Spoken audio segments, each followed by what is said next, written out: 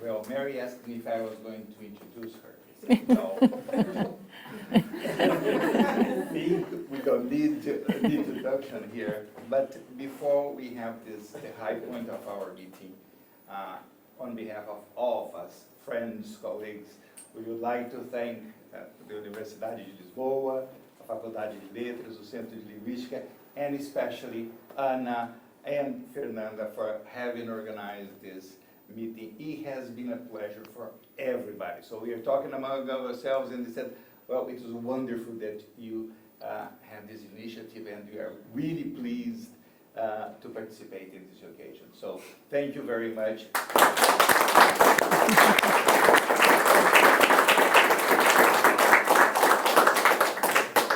And now, someone that requires some introduction. So we have here Professor Mary Kato. And she's going to talk about building a comparative grammar and collaboration. First of all, can you hear me? Because the problem is when I'm going to be 90 next year, and when you get old, your legs are weak, so I had to ask for a chair. I said my voice is also weak, so I had to ask for a mic. And the worst problem is that your memory is getting weaker and weaker. So I'm sorry if I make mistakes in data, especially the year of the visits. And I was asking Ian, when did he come? And I couldn't tell what was the year, and he couldn't either. So but I also would like to thank all the participants for the beautiful papers that you presented. And this time, actually, I'm not going to present a real paper. It's more like the history of linguistics in Brazil, because I accompanied the whole story since the beginning, when linguistics was introduced in Brazil. I'll start my talk. Okay. So, building a comparative grammar in collaboration, I will finish with a conclusion about this title. But the hypothesis that we had around the 80s was that of unity of European Portuguese and Brazilian Portuguese. And you can see from the classic grammar written by Mira Mateus and others, 9 Portuguese linguists writing this grammar. I think it's a classic today. And they say, I should quote it in Portuguese because the grammar is written in Portuguese, but I would have to imitate the Portuguese pronunciation, and I won't be able to do it, so I translated into English, but I used the Google Translator to do it for me. So do you prefer Portuguese or English? Yeah, okay. Apesar das diferenças apresentadas entre português europeu e português brasileiro, e de elas se situarem nos diversos níveis da gramática, devemos concluir que a deriva das duas variedades utiliza processos gramaticais comuns, não podendo afirmar-se, portanto, que as variedades do português possuem diferentes gramáticas. So the hypothesis of unity in the grammar, even if they describe certain things that they know that were different. So, but in Brazil, though we accepted the grammar and people used it, the objective to describe Brazilian Portuguese, because we have grammars to describe the Brazilian Portuguese, but they were always on spoken Brazilian Portuguese. They never said written Brazilian Portuguese, because until then it was a common belief that the written variety was the same, because we know Portuguese culto, right? That was the same as European Portuguese. So everybody tried to write European Portuguese using enclases and now subjects, and etc. When Brazilian writers try to write something. So that was, so when they tried to speak about Brazilian Portuguese, they try to describe spoken Portuguese. So the first grammar that I recall is Earl Thomas, a grammar of spoken Brazilian Portuguese. And it was intended to teach the grammar of Brazilian Portuguese to foreigners, especially to Americans. And then later, Mario Perini, in 2002, he also describes spoken Brazilian Portuguese. He doesn't say anything about the written form. And the exception to the authors, the two authors, was Milton Azevedo. He teaches at university in Texas, I think. And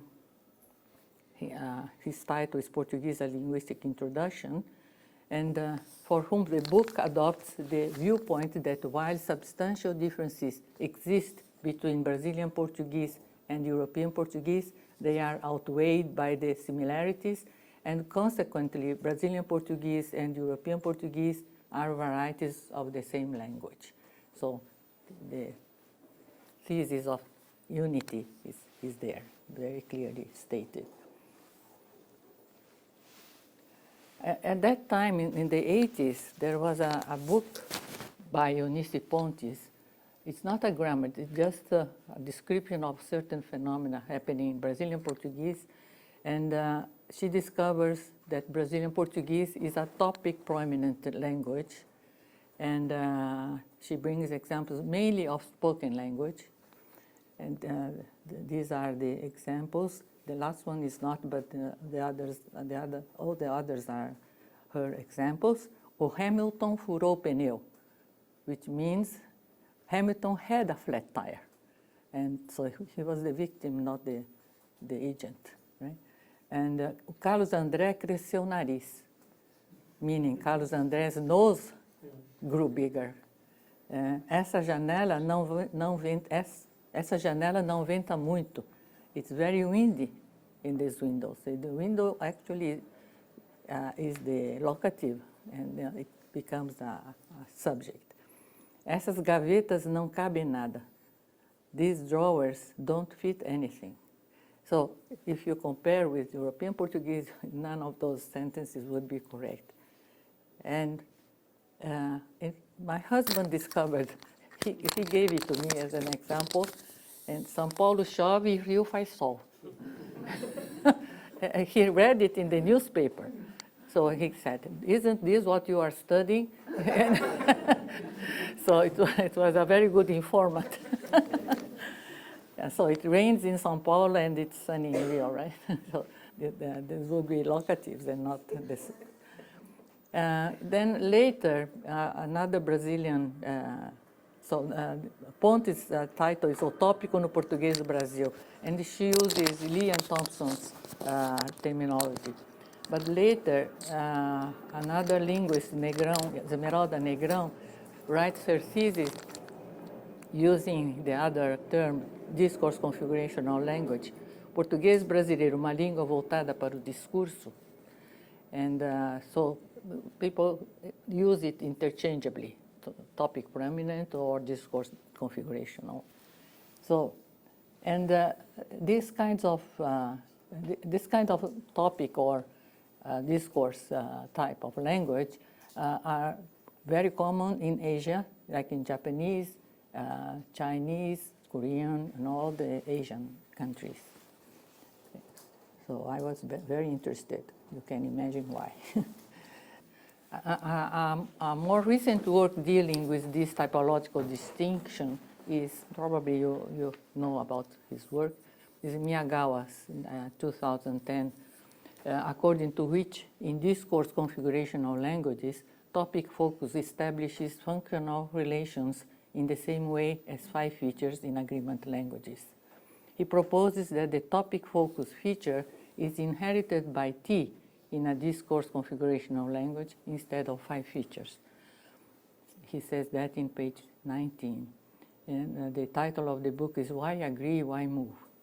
And And he shows that there can be mixed types of languages where T can inherit both 5 features or topic focus features. And he gives as an example the English language as an agreement prominent language and Japanese as a discourse prominent language. And he says that there can be mixed types of languages like Bantu. And I would add Brazilian Portuguese.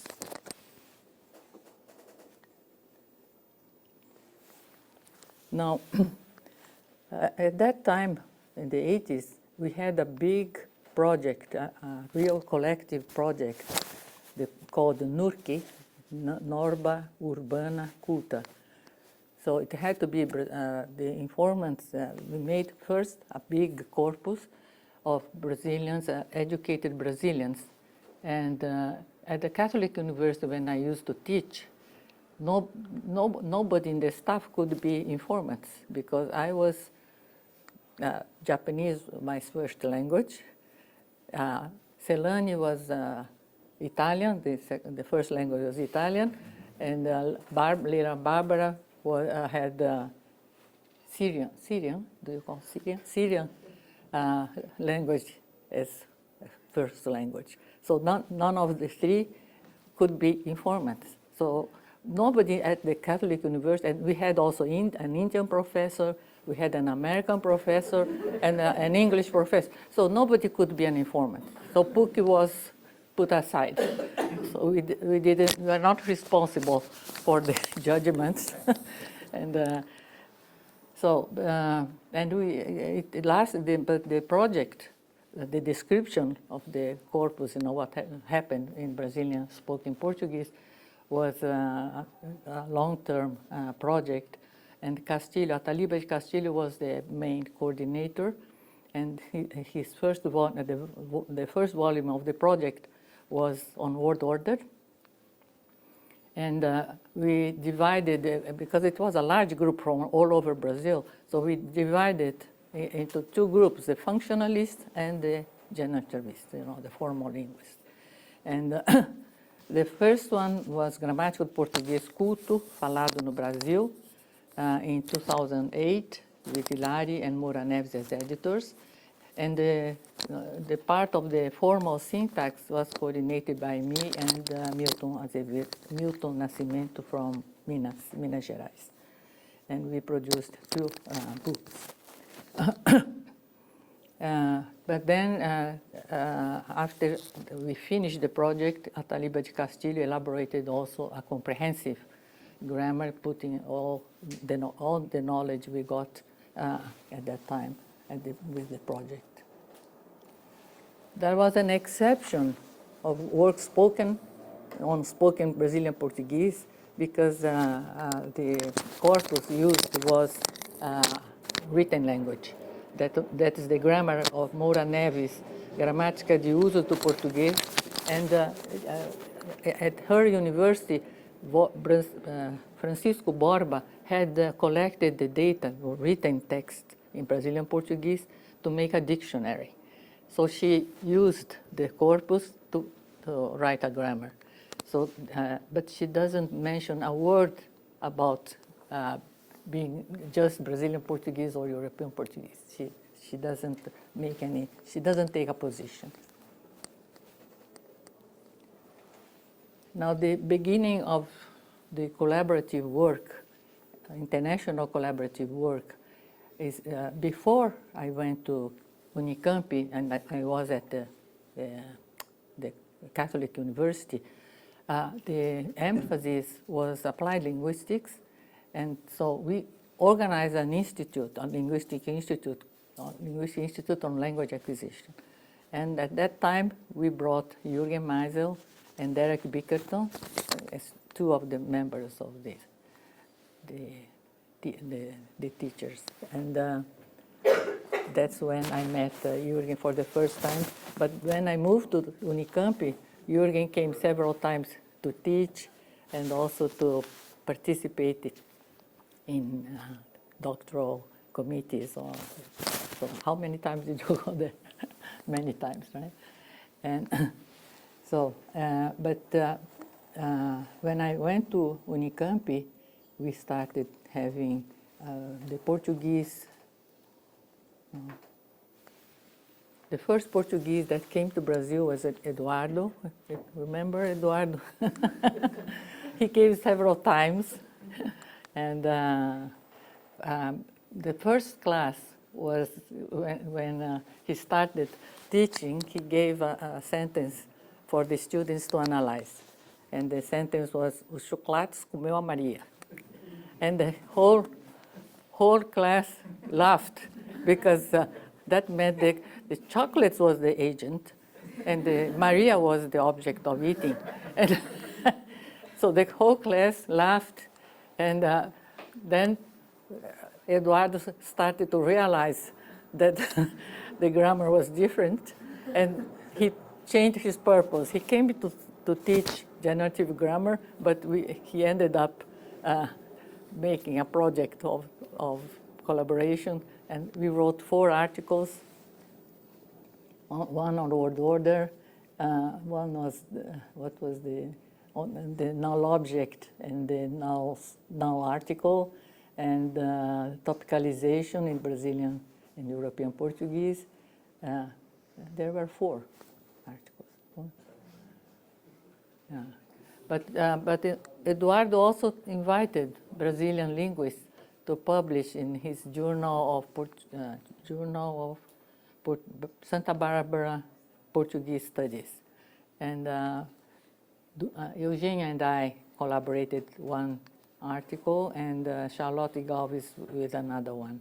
So we started a long-term collaboration. Eduardo was simply very frequent. He even got married in Brazil. And the next one, unfortunately, João is not here, but was João Pérez from the University of Lisbon, because after Eduardo, I invited João to teach semantics, formal semantics, and but one of the first meetings, and he was staying. All my colleagues that came from abroad stayed in my little farm, and he asked, João Pérez asked me, "Tem Band-Aid, Mary?" And I said, "Tem." And João said, "Tem, não tenho." And I said, "Não, tem mesmo." So he also realized that it was different. We had to start studying the differences. And so we made a big project.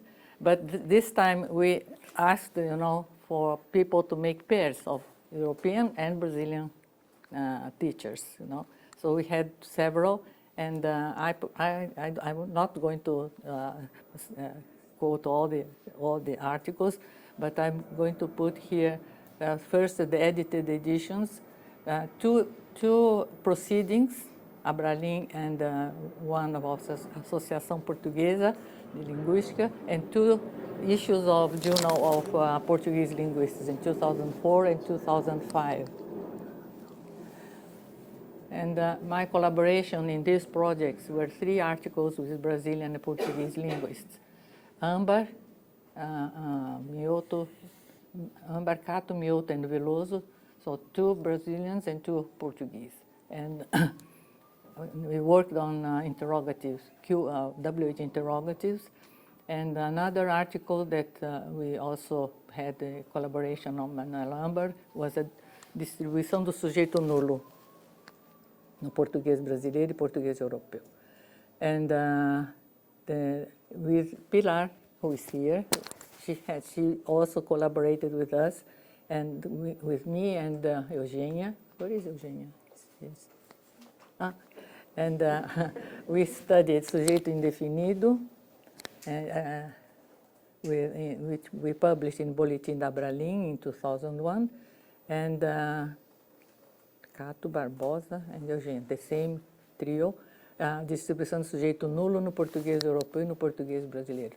Because we had Pilar and Eugenia were the genius of null subject, and I was just a go-between. And so we had and the third teacher who came to Brazil was João Costa, invited by Charlotte Galvis, and he wrote, following the visit, he published Portuguese Syntax, New Comparative Studies. And, but the articles were written separately, not in pairs, of Brazilians and Portuguese. So there is one article by Galvis and one article by Benuzzi in the Brazilian side. Then next visitor was Ian Roberts, and he's not Portuguese, he's British. And the thing that we met Ian in a Berlin Institute, right? The first time, because we had chosen Ritzi to come. But then Ritzi couldn't come, and he pointed out Ian in his place. And everybody loved his course. A handsome, nice guy, teaching linguistics. All the girls got in love with him. And so after that institute, we started, Taralo and I, Fernando Taralo, the deceased Fernando Taralo and I, started a big project on diachronic syntax, and Ian stayed there. The first time that you came to Campinas, about 3 months, right?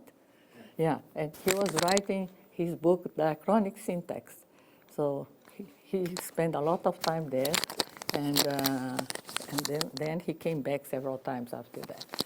But and he also helped us to supervise thesis, and we had, so the first book we published, we edited the book with all our doctorate students contributing to the book. And then 15 years later, he came back again to Unicamp to celebrate 15 years of the first, we called A Viagem Diacrônica, the first book. Portuguese, I think Ian has the book, right? Yes, the first one.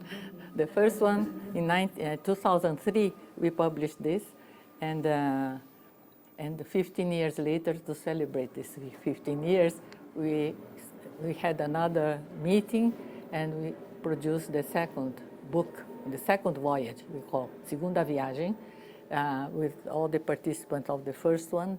They were all professors now, and they were not students.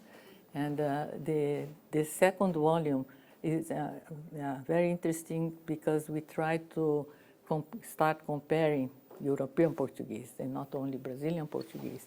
And here we have, in the first volume, we focus more on Brazilian Portuguese, what had happened in Brazilian Portuguese.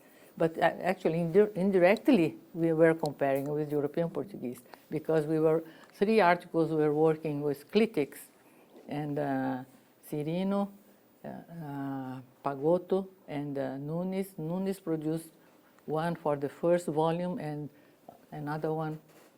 You were alone, right? No. And he produced a second article. So in my collaboration, in the first volume was the article Recontando a História das Relativas em uma Perspectiva Paramétrica. And in the second volume, in the second volume, we had the collaboration of the 3 editors, Galvis, revisitando a concordância no português brasileiro, me with focus and interrogative sentences, and Roberts, gramáticas marginais e mudanças sintáticas extremas, o inglês e o português brasileiro. He compares Brazilian Portuguese with English. So I focus on 3 articles that are very important for what I'm going to say.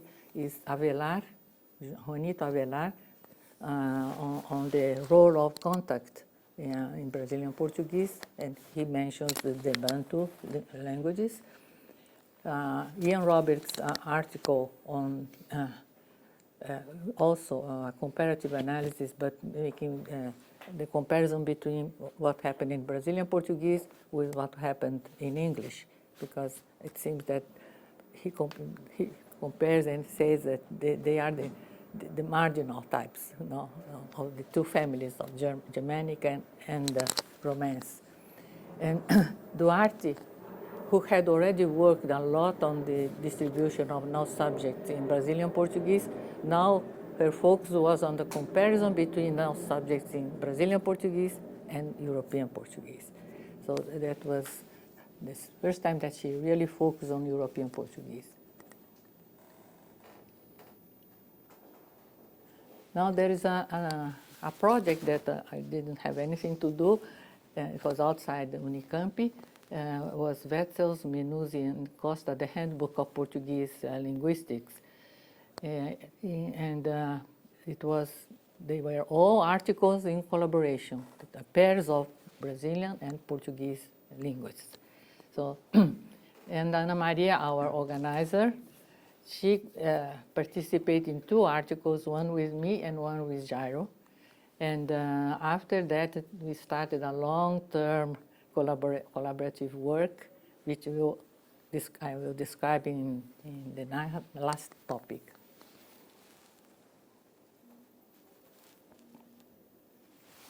Next is Paco, Francisco Ordonez, from the University of Stony Brook. And the funny thing was that I was having a postdoc in New York with Kane, and he was often coming also to the classes. He had been supervised by Kane, right? And he always came to sit in his classes. And so I met him there, and we started talking, and we thought that we should start to make a project to have Latin America as the focus, not only Brazilian Portuguese or Spanish, right? So we started this Romania Nova project, which I had to retire from the coordination because I couldn't travel anymore. And the idea was to every time to go to a different Latin American country, and I couldn't travel because I always have to have someone to look after me. So I contribute in papers, but I don't participate in the coordination. The last meeting was in Brazil, no?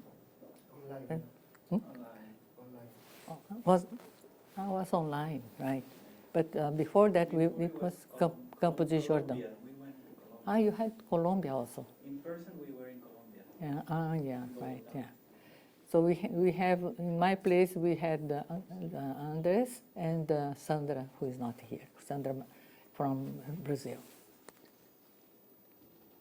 But the project, the Romania Nova project, started with one article. We didn't intend to do a project. We were just sitting and talking, and we started writing a paper.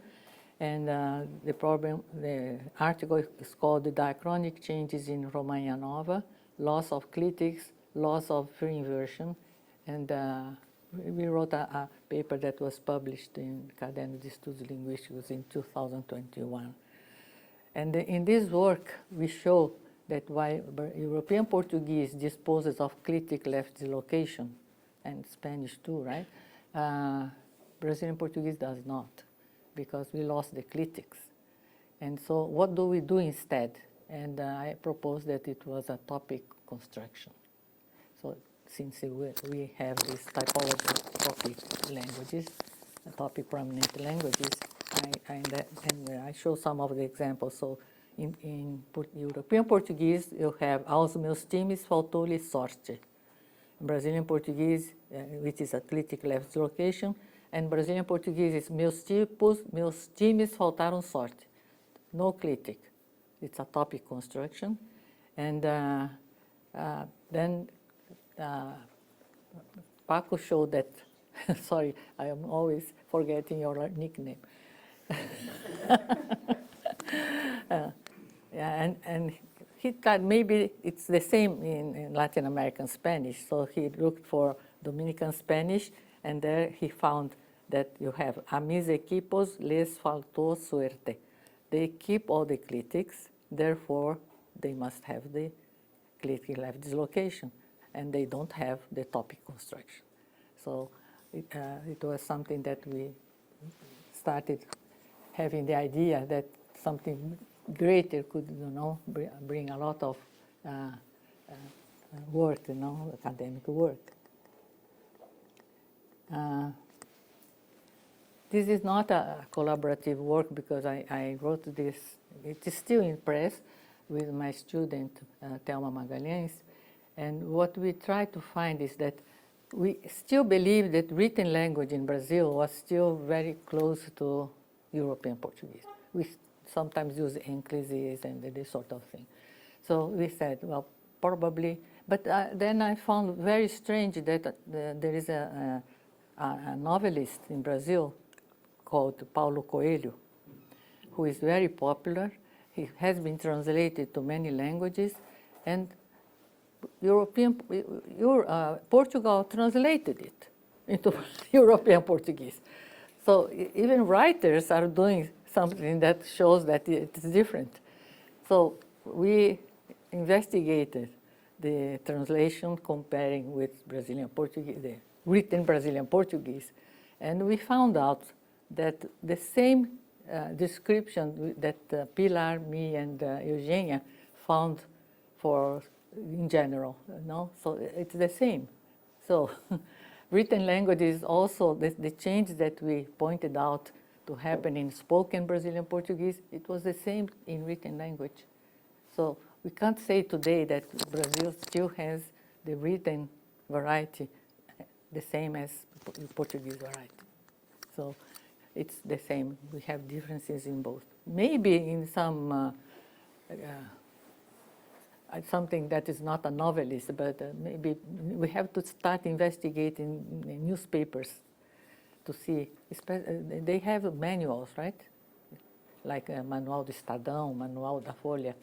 And there may be still some rules that are very conservative, and ask them to write in European Portuguese. But the article has not come out yet. It's still on press. Now, the last item is a comprehensive grammar of Brazilian Portuguese and European Portuguese. So since the times of the Handbook of Portuguese Linguistics, we started a collaborative work, and especially Jairo and Ana Maria have been working for many articles, and we started really planning a comprehensive grammar. And there's a version in English and a version in Portuguese. Actually, we started with the English version, but then a Brazilian publisher started asking us to translate, to give it, and they ran ahead of Cambridge and published it before it. So the Contexto volume is 2022, and the Cambridge version is 23. So it looks that the Cambridge copied the Brazilian, translated the Brazilian Portuguese version, but it's not. Actually, we did. Yeah. And the two versions, the content is the same, exactly the same. And we, given the similarities and differences between European Portuguese and Brazilian Portuguese examined in detail in the previous chapters, the question arises as to whether we are really dealing with a single language or two different languages. But we make a difference between languages and grammars. So what we do is that if we look at the term grammar, then we have different grammars. Language is something very general, and we didn't know what to do about it.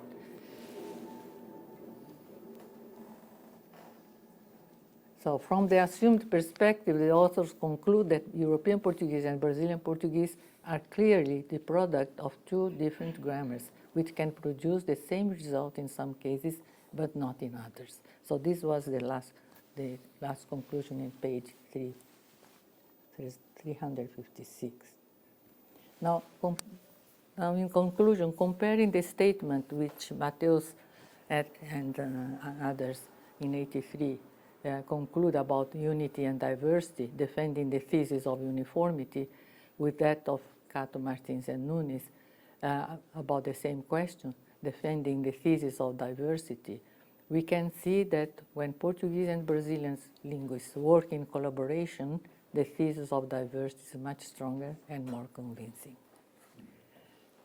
Despite the lack of detailed empirical evidence, we hope that here too I have convinced you about the thesis that European Portuguese and Brazilian Portuguese constitute two different grammars which can produce the same results in some cases but not in others. Thank you.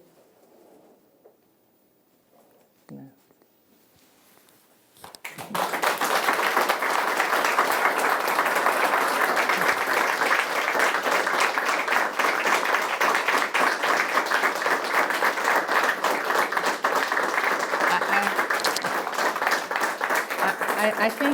I think Jairo has some words to about the tortoise. No, what Mary was referring to is that there is one difference between Brazil, the English and the Portuguese version of the book that she was mentioning, is that in the Brazilian version. The English version, we had to follow the series, the syntax of, and then that syntax of Portuguese. But for the Brazilian case, you wanted to be, a little bit more personal. So we wanted to call the book Jabutis e Tartarugas. So jabuti is a land turtle, and tartaruga, that's a water turtle. But the publisher said, you can do whatever you want, but this title is not a good one, and so on.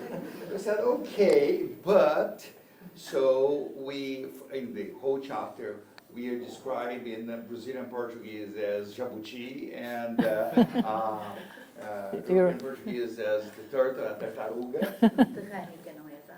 Hã? Tartaruga mediterrânica, não é? Mediterranean, yeah. And We have even the, you know, cadê o desenho? the description in terms of, in turtle terms. So Brazilian Portuguese does not have too much movement. Well, they will have a jabuti, and sometimes they work as quelônio. So they have they work together, but sometimes they work differently. And the thing is that sometimes even people in Brazil, we know that jabuti is different from tartaruga. They forget the difference and so on. And that's part of what we're discussing. Sometimes you're going to say that that's a single language. Sometimes you're going to say, no, they're completely different. Yeah. And the authors of the drawings are his sons. They are boys. They drew the jabutis and turtles. Comments? Comments? Questions?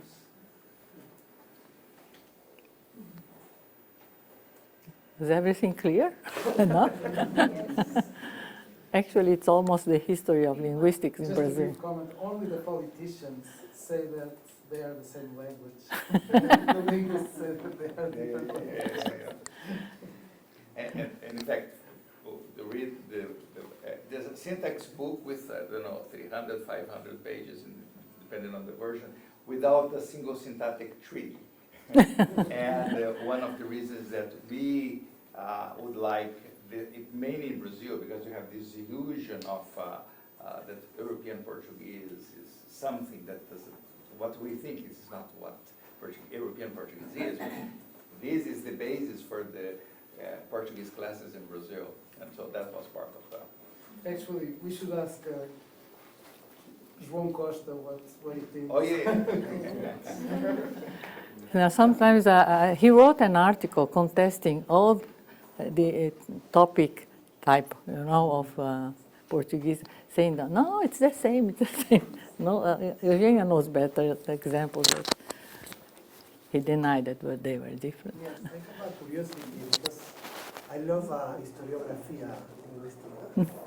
And for instance, in my country, there was a really beautiful tradition, a structuralist tradition comparing. The first nice corpus we have are done in the 60s in Argentina.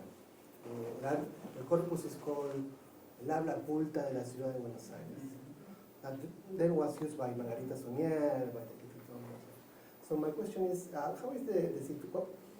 Because I saw that the collaborative work that you are mentioning is starting like in the 80s, really, or something like that. So there was a previous, in the previous tradition, there was no corpus or focus on the particularities of the Brazilian Portuguese grammar, even in the functionalist or the structuralist tradition. No, we don't have any corpus before the. No, and the first time that we had the corpus was Nurki.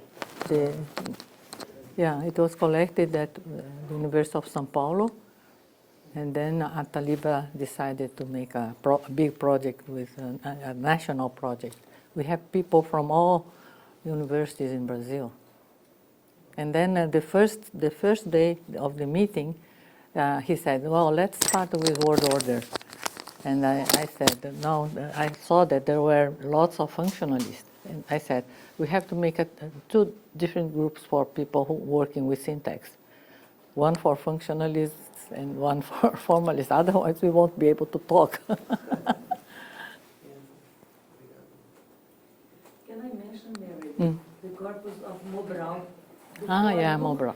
Before the urban, who educated norm, and the first bigger capital, 5 most populated capitals in Brazil, were interviewed people with college education. But before that, Mobral. there was a project at Pontifícia Universidade Católica de Rio with some people who were illiterate adults.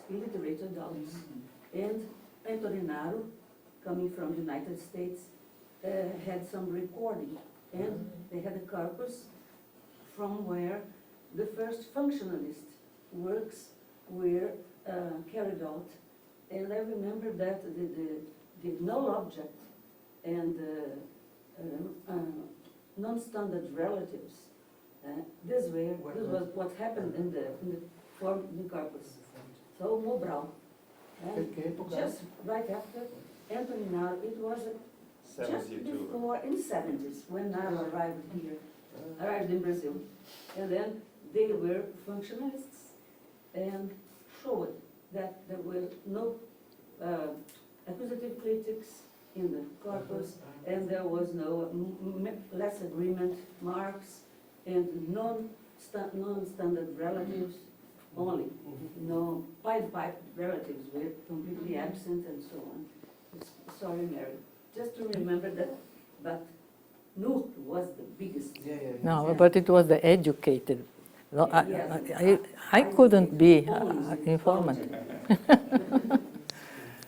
Yes, thank you for this very inspiring presentation. I strongly sympathize with your outcome that grammars might be different. I just want to quote an author, Professor Meisel already quoted before. There is this neo-grammarian researcher, Hermann Power, who I think also was later quoted by Lightfoot, who says actually linguists can only look into grammars of individuals because potentially each individual speaker has a slightly different grammar, even if they belong to the same speech community, and that when we come to language, it's just a kind of socio-political phenomenon, and it's decided by non-linguists what is considered to be language or not.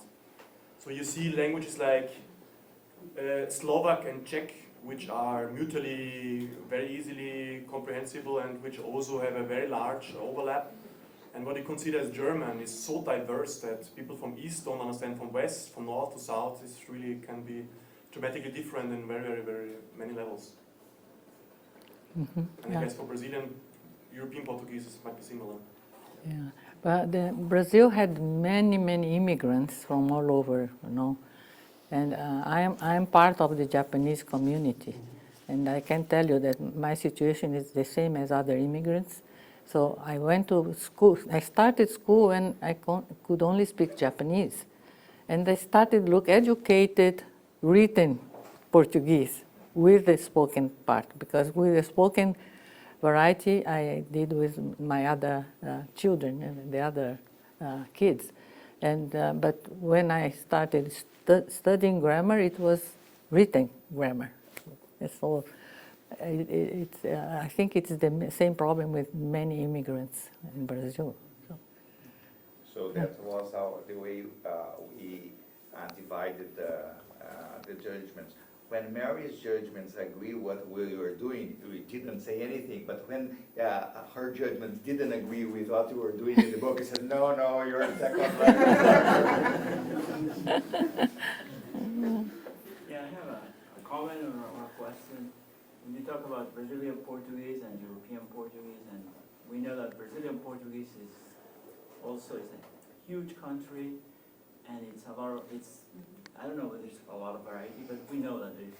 So how do you, I haven't read the book yet, how do you deal with this question of, you're both as speakers of the center of Brazilian Portuguese, but we know that in the north, they have different constructions. Actually, sometimes Jairo wrote an article in my honor.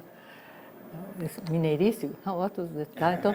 Something like that. In his dialect, the Mineiro dialect, and I could never understand the Mineiro dialect. So it's not only one, you know. It's more like the expressions that they use, and it's different. So I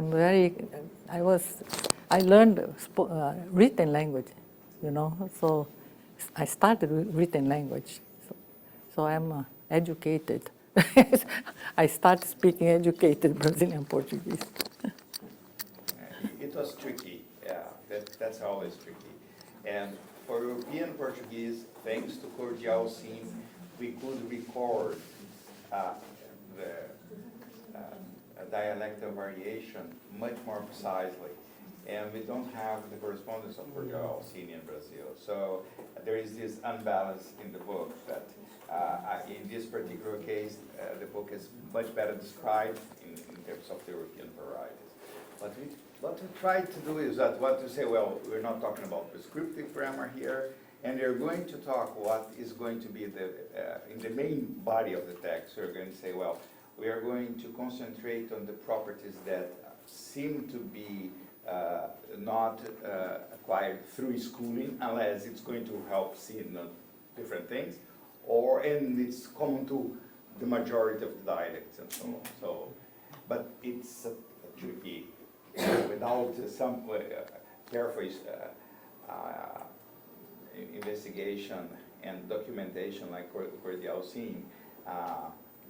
It's always tricky. If you allow me, Jairo, can I add an information about the democracy of syntax in Brazil? If we make 3 exceptions, the variation in agreement, it's not that people who have not studied a lot do not use marks. They vary more. 2, the address forms tu and você, but regardless of using tu, they all Drop the inflection. So, tu vai, você vai. And third, the paradigm of reflexive pronouns. This is in variation. In some places you have the whole paradigm, and in the others you have one, as in São Paulo, se is the only reflexive in general. And in Minas Gerais, you drop the reflexives, argumental reflexives. And what else? The more, regarding the other, the researchers have been replicated everywhere. You remember, you know, many of them are in a mapeamento of Brazilian Portuguese. And we show that where we are different also, in segmental and suprasegmental phonology. That's the difference. We are... The tu vai paradigm is from Rio, right? No, Rio Grande do Sul, In the south. in the south, next to Argentina. And Rio, Tu vai, but the tu vai. Tu vai. in all over the country. All over the country. Yes. Where Some else? speakers begin talking, tu vais, tu fizeste, and suddenly they say, oh, but tu disse que. They change, they forget to keep the inflection. Yeah, in bancas, you know, when we have committees, I have invited people, teachers from the south, and they start, you know, using inflection. Sometimes they use você, and then in the middle they start tu vai, tu quer. They drop the inflection. Okay, thank you very much, Mary. Thank you all. Thank you. Thank you.